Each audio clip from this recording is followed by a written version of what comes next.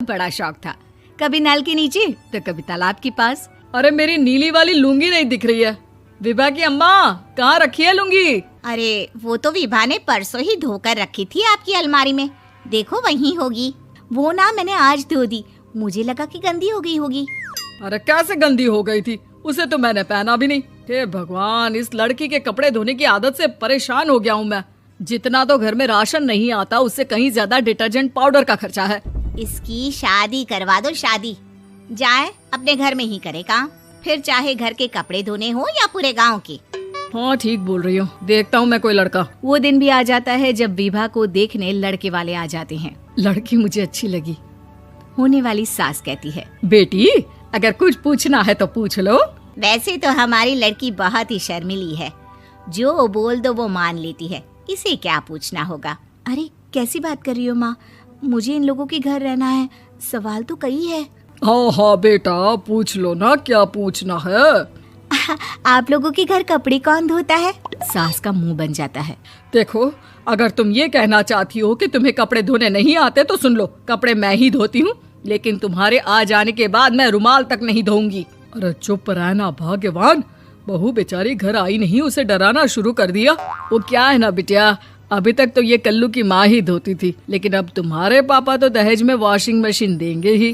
तभी विभा की माँ बोल पड़ती है, सवाल भी पूछा तो क्या। वैसे भाई साहब, मशीन की तो फिर भी कपड़े धोने की कैपेसिटी होती है। मतलब जो बिटिया दे रहे हैं ना विभा, इसे कपड़े धोने का बहुत शौक है। ये आप लोगों के क्या, आस पड़ोस गांव मोहल्ले सबके कपड़े धो दे और उफ तक ना करे।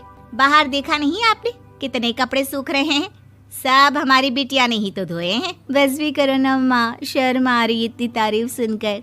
और तो और एक दाग निकाल कर दिखाओ तो मान जाओ। हाँ अच्छा, माफ करना बेटा, मैंने गलत समझा। हमें तो रिश्ता बहुत पसंद है। और ऐसे जुड़ जाता है रिश्ता कपड़े धोने का शौक रखने वाली विभा का। उसकी शादी हो जाती है कोयला फैक्ट्री में काम करने वाले कल्लू के साथ। शादी के बाद अचानक विभा चिल्लाती हुई सास के पास आती है। सासू माँ, अरे सासू माँ कहाँ है आप? ये तो धोखा है, धोखा दिया आप लोगों ने मुझे। इसे ससुर के चक्कर के बारे में पता चल गया। अरे तो उसमें तुझे क्यों धोखा मिला है? अरे नल में पानी नहीं आता, कपड़े कैसे कब धुलेंगे? अच्छा, तू पानी नहीं आ रहा उसकी बात कर रही है। तो आपने क्या सोचा? कुछ नहीं। अच्छा, तेरी माँ ने कहा था कि कपड़े धोने का शौक है तुझे, याद आया मुझे।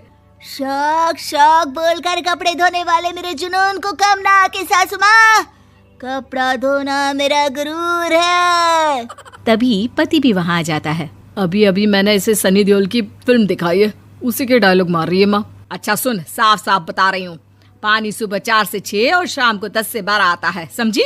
विभा टाइमिंग सुनकर हैरान हो जाती है। ये क्या भूतों का मोहल्ला है? सुबह 4 बजे उठकर कौन कपड़े धोता है? 4 बजे टंकी में पानी जाता है, फिर सारा दिन धोना ना, किसने मना किया? अरे कैसी बात कर रही हैं? 200 लीटर की टंकी में कितने कपड़े धो लूंगी मैं, सुबह ही उठ जाऊंगी मैं। अब क्या था, विभा सुबह 4 से लेकर रात के 12 बजे तक कपड़े ही धोती रहती।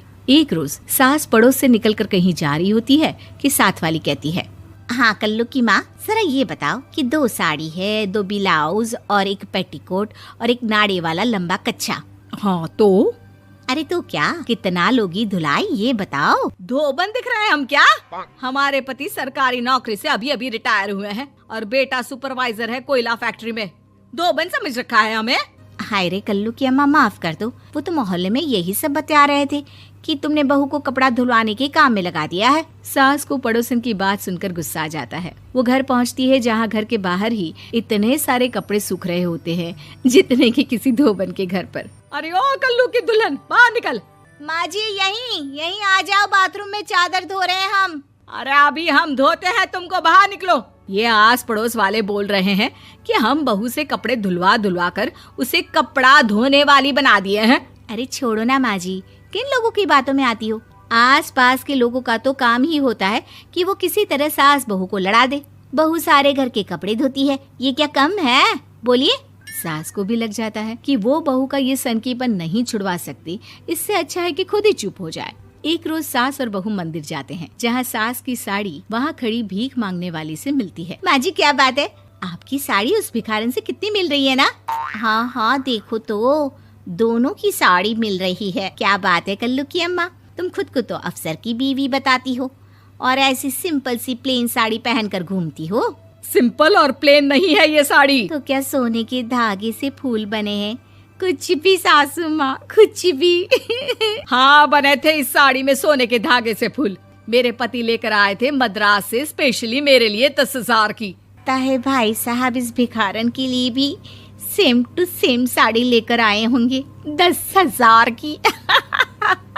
सास उस वक्त तो कुछ नहीं कहती, लेकिन बहू के साथ घर आती है और अलमारी से एल्बम निकाल कर लाती है। ये साड़ी देख रही है, ये वही साड़ी है जिसे मैंने अभी पहना था। इस साड़ी में ये जो चमकदार फूल दिख रहे हैं ना, ये सोने के धागों से काढ़े गए हैं। लेकिन तू लोकल वॉशिंग मशीन ब्रश से घिस घिस कर सारे फूलों को निकाल कर साड़ी प्लेन कर दी। मुझे माफ कर दीजिए सासू माँ। और तो और, जब मैंने तुझे तेरी गलती के लिए कुछ नहीं कहा, लेकिन तूने तो सबके सामने मेरा मजाक ही बना दिया। क्यों? बहू को समझ में आ जाता है कि अब से उसका कपड़े धोना बंद।